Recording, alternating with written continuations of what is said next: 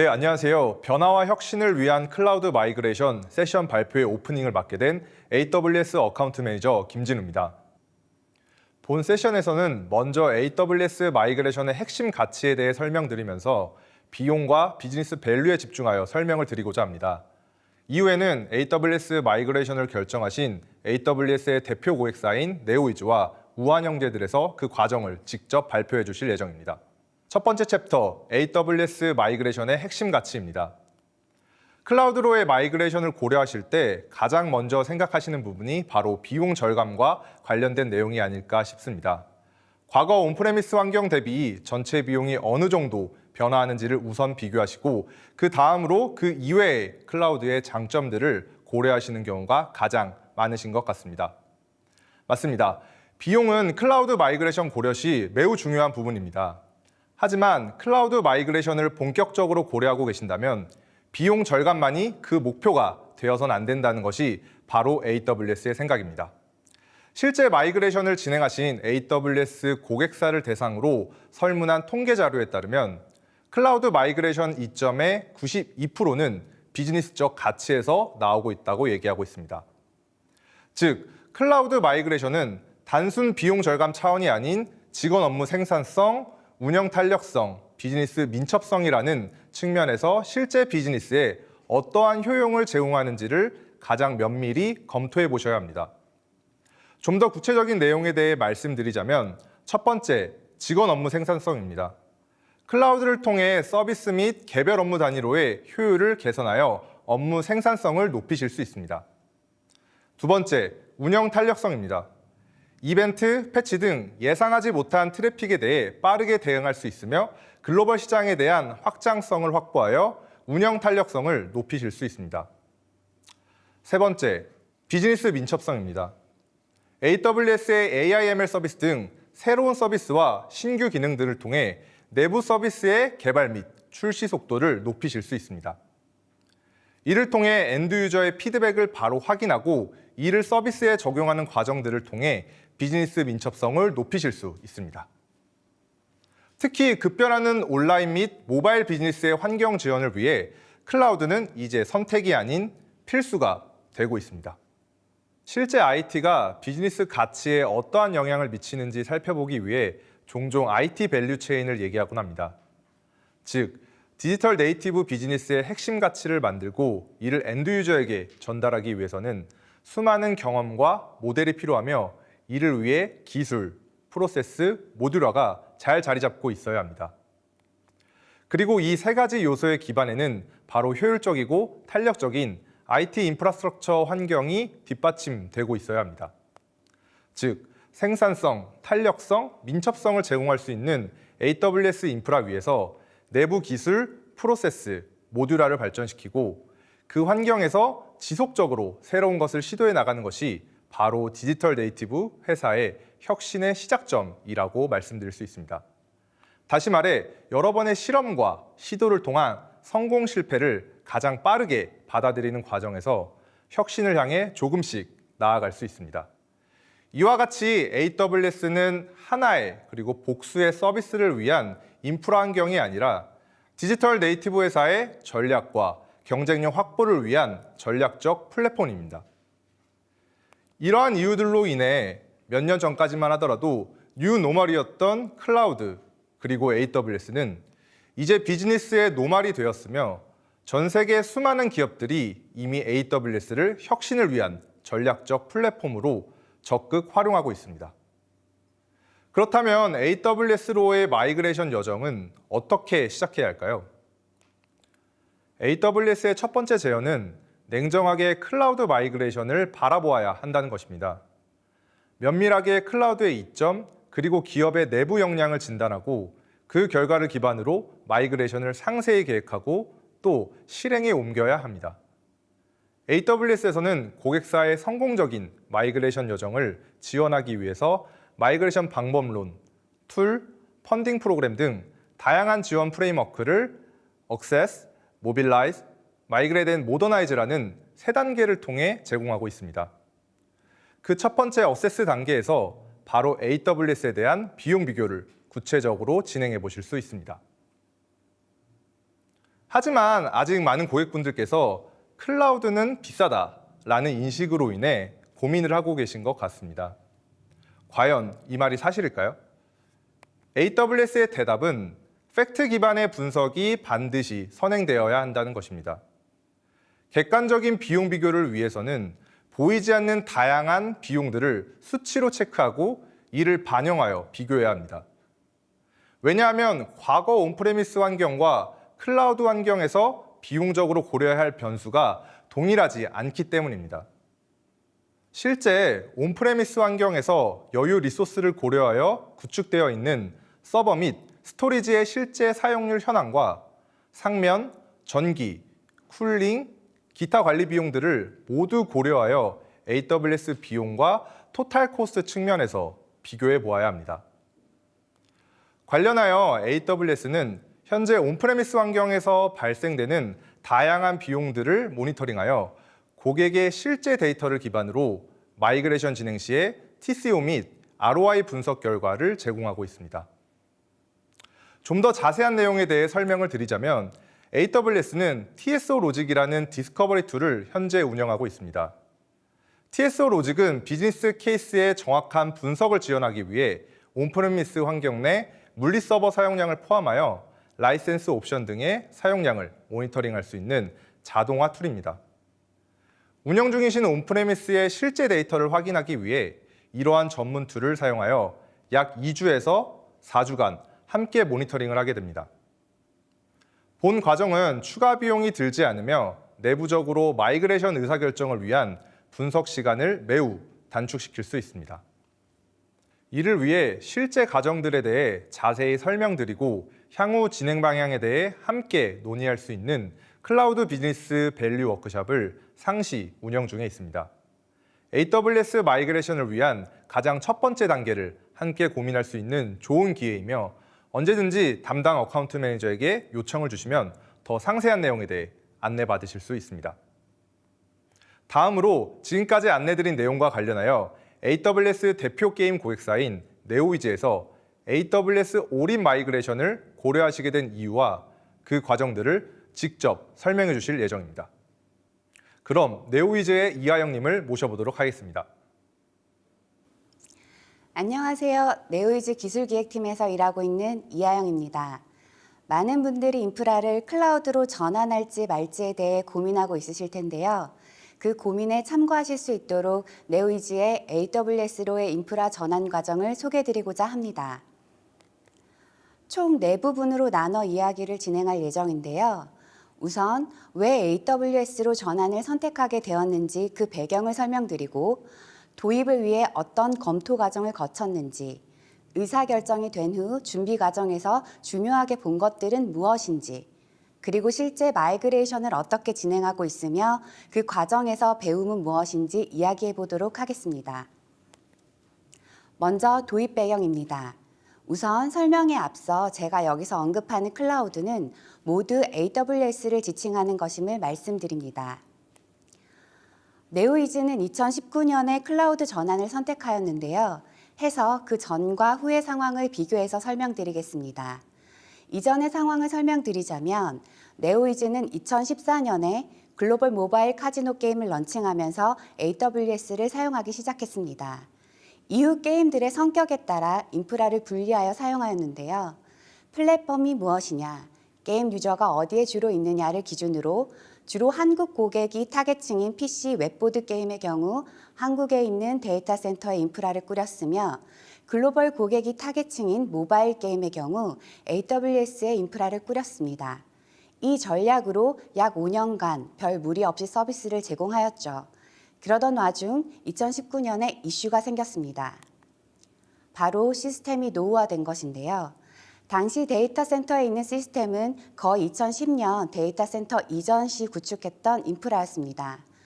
물론 게임 런칭 일정에 따라 신규 장비를 구매하고 있었지만 기반 인프라들은 최초 이전 시기에 구축한 것으로 거의 10년이 된 장비였습니다.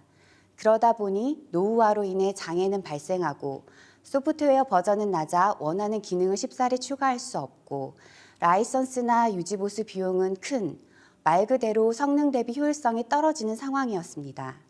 인프라의 변화가 필요했던 시기죠. 데이터 센터에 대규모로 투자를 해서 장비를 다 바꿀 것인가, 아니면 방향을 틀어 클라우드로 이전할 것인가, 선택의 기로에 섰습니다. 저희가 변화의 방향성을 고려할 때 본 세 가지 주요 항목은 비즈니스, 피플, 그리고 코스트입니다. 먼저 비즈니스 관점에서 저희가 던진 질문은 과연 어떤 선택이 급변하는 비즈니스 요구사항을 충족시킬 수 있을까였습니다. 클라우드의 인프라 구축 속도는 굳이 제가 말씀드리지 않더라도 온프라미스 환경과는 비교할 수 없을 정도로 빠르다는 것을 아실 것이라고 생각합니다. 거기에 더불어 IAC까지 접목하여 자동화를 고도화하면서 수동으로 운영하는 과정에서 발생하는 장애도 줄여 서비스 품질까지 높일 수 있었습니다. 두 번째, 피플 관점입니다. 이때 던진 질문은 어떤 선택이 직원들에게 도움이 될까였습니다. 엔지니어라면 누구나 기술 트렌드에 맞춰 성장하고 더불어 시장에서 인정받는 최고의 엔지니어가 되고자 하는 욕구가 있습니다. 클라우드로의 전환이 이 욕구를 충족시켜주기에 더 나은 선택이란 확신이 있었습니다. 세 번째는 코스트 관점입니다. 이때 던진 질문은 어떤 선택이 비용을 효율적 그리고 효과적으로 쓸 수 있을까였습니다. 흔히들 산술적인 비교로 클라우드가 비싸다는 이야기를 많이 합니다. 하지만 결과를 예측할 수 없는 상황을 생각해 본다면 필요에 따라 유연하게 관리할 수 있는 인프라가 훨씬 비용 효율적이라고 생각했습니다. 해서 네오위즈는 2020년 인프라 전략을 급변하는 비즈니스 니즈에 빠르게 대응하고 직원들의 엔지니어로서의 자부심을 키우고 비용, 효율, 효과적인 유연한 IT를 구축하기 위해 모든 서비스를 클라우드, 즉 AWS로 이전하는 것을 선언하였습니다. 그럼 도입 배경에 이어 실제 검토 과정은 어떠했는지 말씀드리겠습니다. 클라우드로 전환하는 방향성을 잡았지만 이 방향이 과연 맞을지에 대해 검토하는 과정이었습니다. 우선 기술적인 장단점에 대해 깊이 있는 분석을 하였고 TCO 분석을 통해 비용을 좀 더 세밀하게 비교하였습니다. 이와 더불어 변화를 실제로 실행할 멤버들이 이 변화를 어떻게 생각하는지 확인하였고 그 이후 경영진이 클라우드로의 전환을 최종 결정하였습니다. 이 과정에서 특히 의미 있게 본 부분은 멤버들의 의견이었습니다. 클라우드로 전환하는 것에 대해 직원들의 내적 동기가 어떠했는지 확인했는데요. 보시다시피 재미, 의미, 성장, 이 세 가지 항목 모두에서 긍정 답변이 많다는 것을 보실 수 있습니다. 이렇게 멤버들의 열정과 경영진의 지지를 바탕으로 네오위즈는 마이그레이션을 준비하고 진행하게 되었습니다. 그럼 준비 단계는 어떠했는지 함께 보시겠습니다. 클라우드로의 전환은 혼자 하지 않습니다. AWS 파트너사와 함께 하는데요. 준비 단계는 결국 누구와 어떤 범위로 함께 일할 것인가를 결정하는 단계입니다. 우선 네오위즈 내부 프로젝트 인원을 확정하고 비딩 과정을 통해 함께할 파트너사를 결정하였습니다. 이후 AWS와 함께 마이그레이션 진행 전에 필요한 사전 진단과 업무 범위 조정을 위한 워크숍을 진행하였습니다. 저희가 파트너사를 선정할 때 중요하게 생각할 가치는 상생이었습니다. 보통은 더 싼 가격을 제시한 파트너사를 선택하기 마련인데요. 클라우드로의 전환은 긴 호흡으로 함께 해야 하는 일이 많기에 함께 잘할 수 있느냐가 굉장히 중요하였습니다. 해서 동종업계의 마이그레이션 경험이 많고 보안 체계가 탄탄하며 보다 적극적으로 역량 개발을 지원하는 파트너사를 선택하였습니다. 함께할 파트너사를 정한 후 협력 범위를 정하게 됩니다.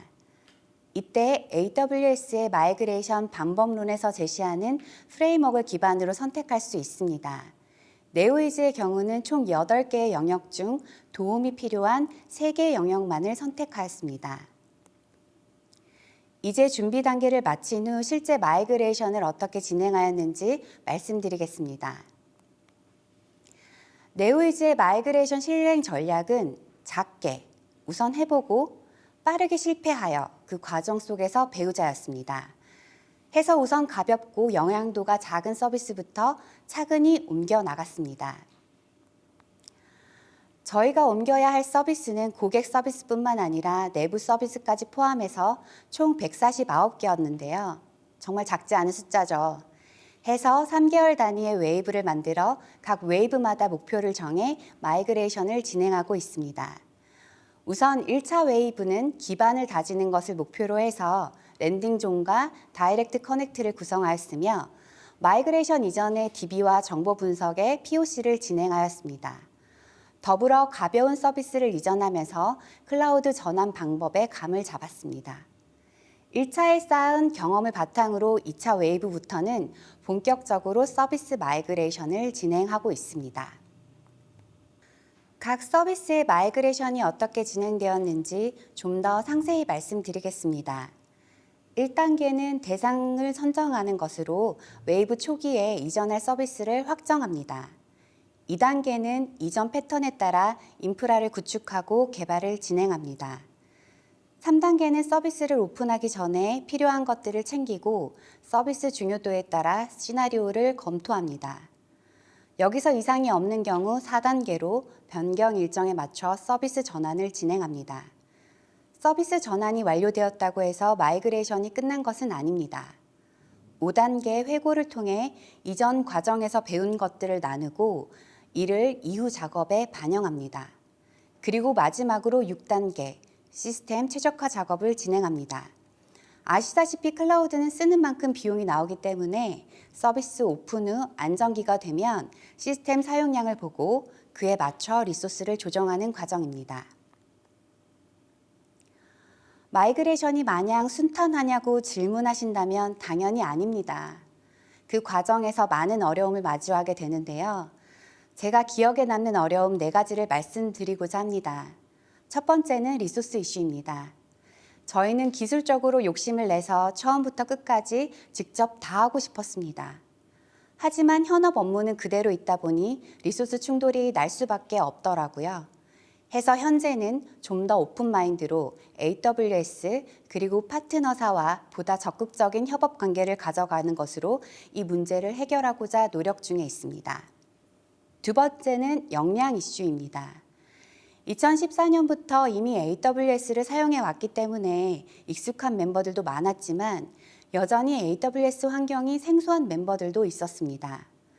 이 멤버들도 함께 가기 위해 다각도로 교육을 지원하고 있고 작은 것부터 경험해 볼 수 있도록 프로젝트 참여 인력을 조정하고 있습니다. 세 번째는 장애입니다. IT 업계에서는 우스갯소리로 가만히 두면 장애는 발생하지 않는다라는 말이 있습니다.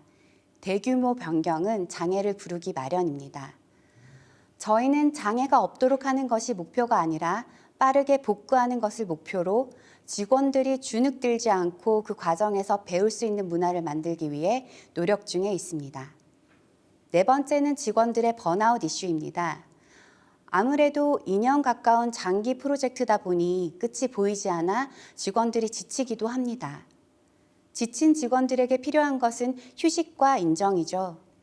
해서 웨이브가 바뀌는 시점에 짧게라도 휴식을 취할 수 있도록 배려하고 있으며 서로 공감을 통해 응원할 수 있는 시간도 주기적으로 마련하고자 노력하고 있습니다.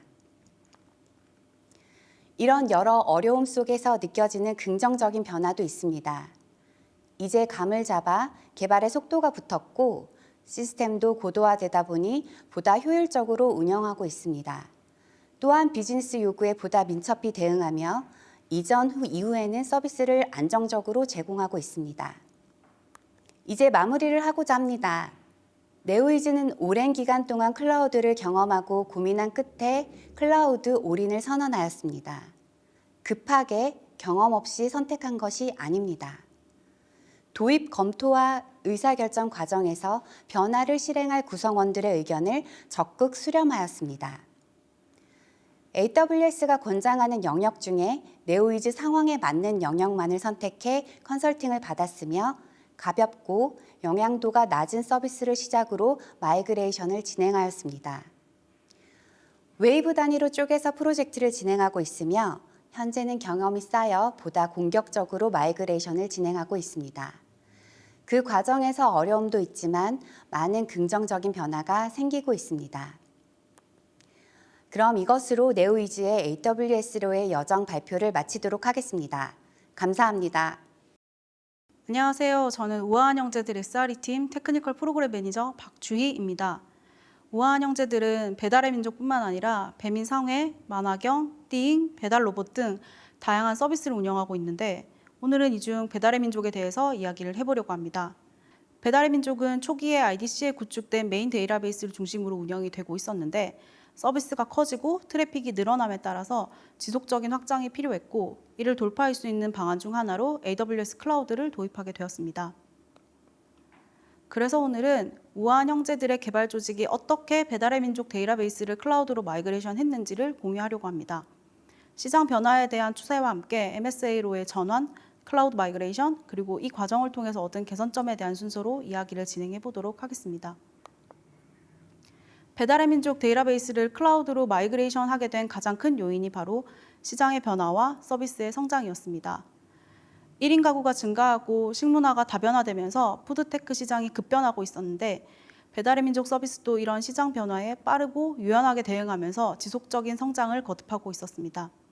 2010년 서비스를 시작한 후에 2012년 100만 명 수준이던 월간 활성 이용자 수, 즉 MAU는 2020년 1,400만 명을 돌파하게 되었습니다.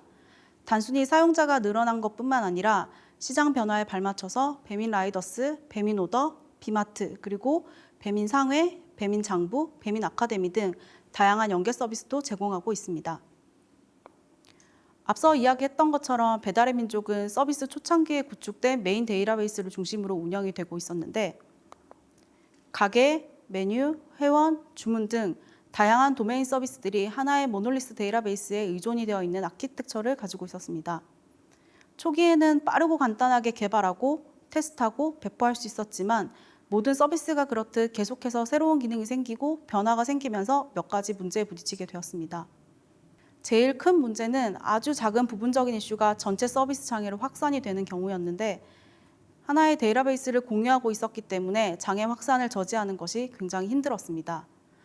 또 한 가지 문제는 트래픽 증가에 적절하게 대응할 수 없다는 것이었는데 배달의 민족은 서비스 특성상 점심시간, 저녁시간의 트래픽이 다른 시간대의 트래픽과 비교해서 수십 배 가까이 차이가 나고 월드컵같이 큰 스포츠 경기가 있는 날에는 그 트래픽이 수백 배까지 차이가 나기도 합니다.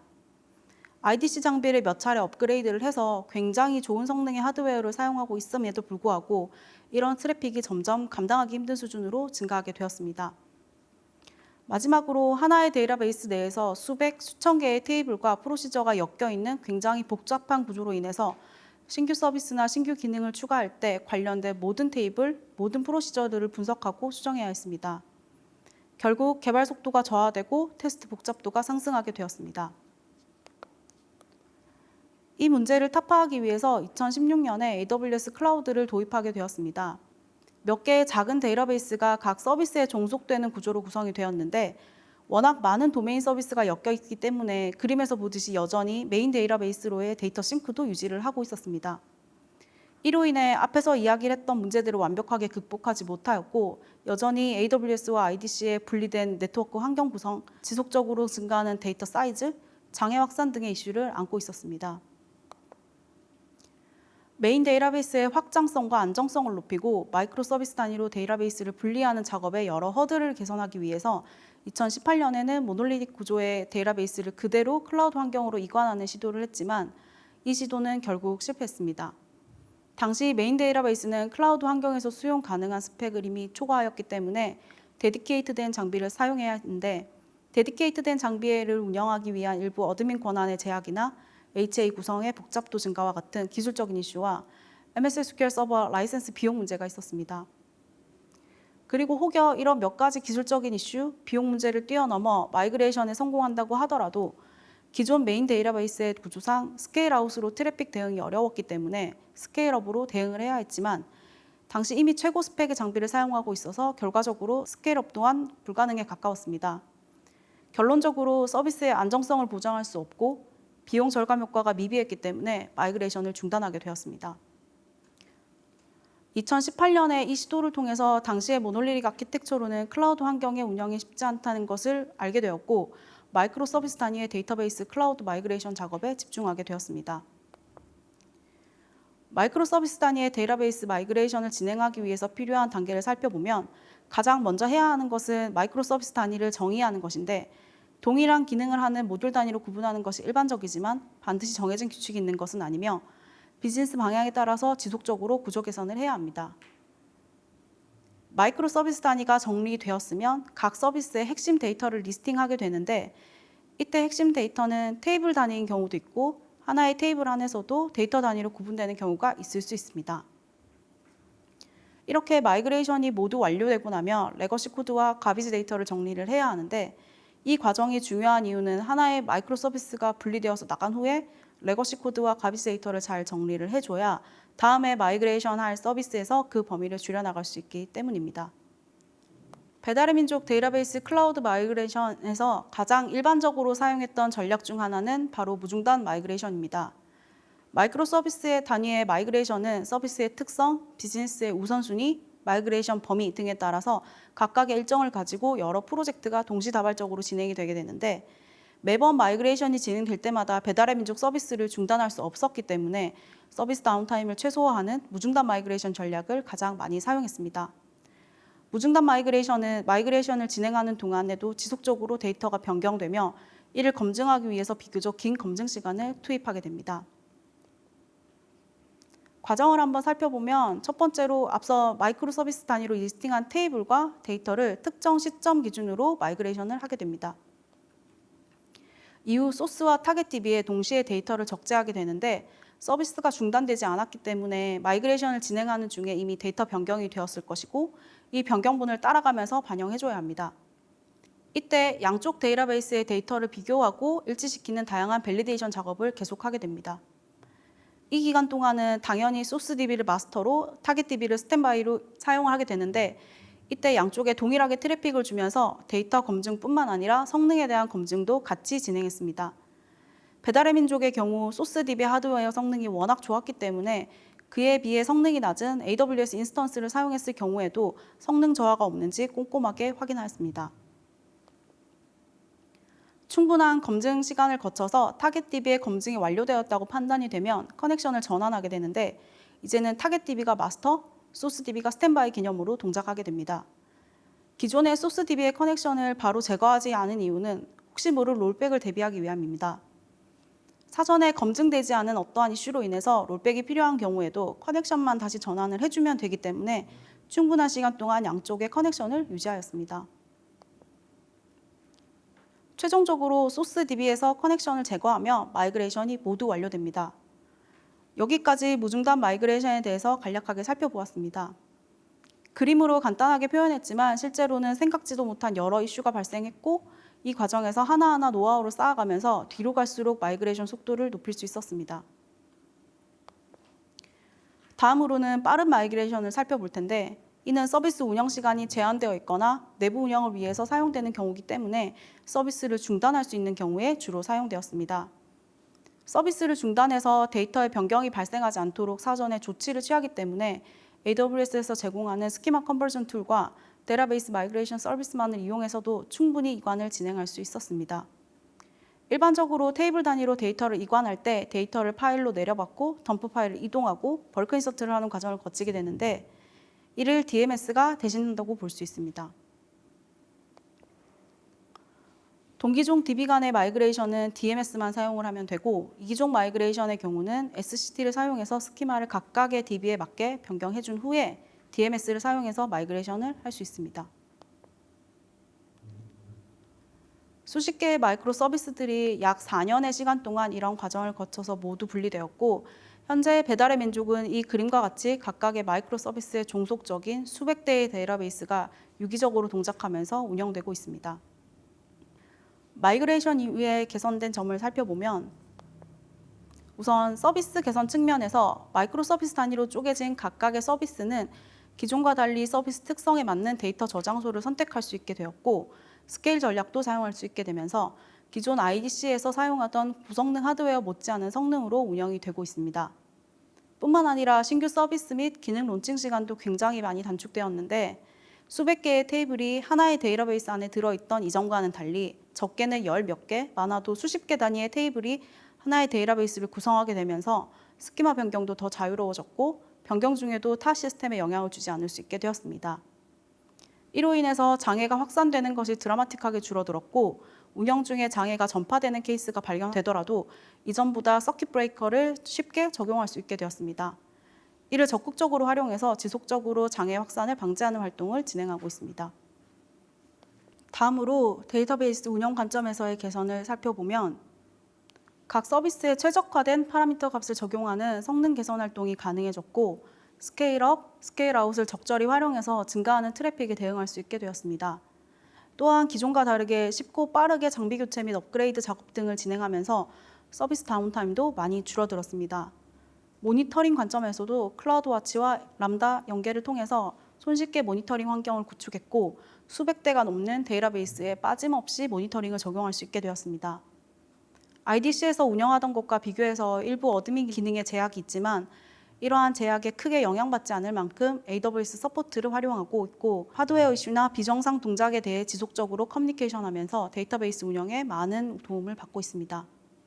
여기까지 우한 형제들이 어떻게 배달의 민족 데이터베이스를 클라우드로 마이그레이션 했는지, 마이그레이션 후에 어떤 점들이 달라졌는지 공유드렸습니다. 많은 IT 회사들이 우한 형제들과 비슷한 고민을 가지고 있으실 텐데 오늘 공유드린 내용이 여러 서비스의 안정성을 높이는 데 작게나마 도움이 되었으면 좋겠습니다. 끝까지 들어주셔서 감사합니다. 저희가 준비한 세션은 여기까지입니다. 여러분의 소중한 피드백을 기다리고 있습니다. 행사 종료 후 강연평가 및 설문조사에 참여해 주시면 향후에도 더 좋은 프로그램을 만드는 데 많은 도움이 될 것입니다. 지금까지 함께해 주셔서 감사합니다.